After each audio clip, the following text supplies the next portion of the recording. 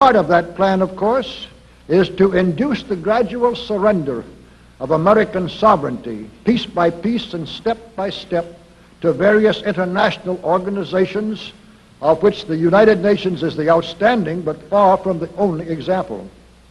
Now, here are the aims for the United States.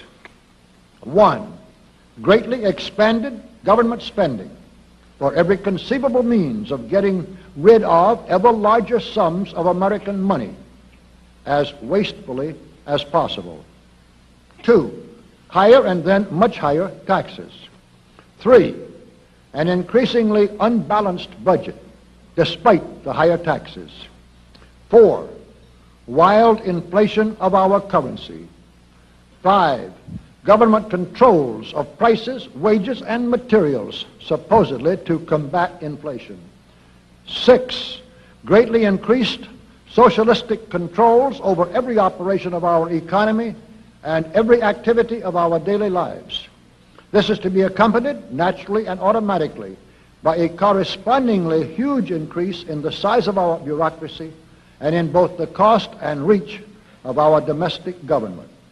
7, far more centralization of power in Washington and the practical elimination of our state lines. There is a many-faceted drive at work to have our state lines eventually mean no more within the nation than our county lines do now within the states. 8, the steady advance of federal aid to and control over our educational system, leading to complete federalization of our public education.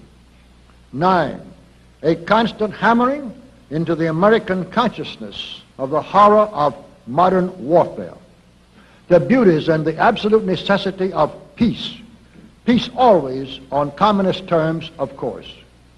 And 10, the consequent willingness of the American people to allow the steps of appeasement by our government which amount to a piecemeal surrender of the rest of the free world and of the United States itself.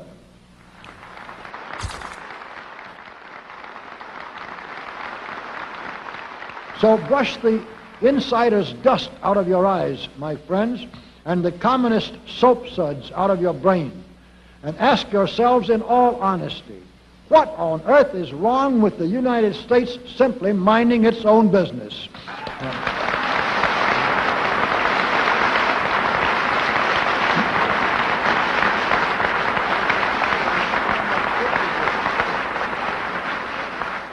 Or with having its foreign policy function primarily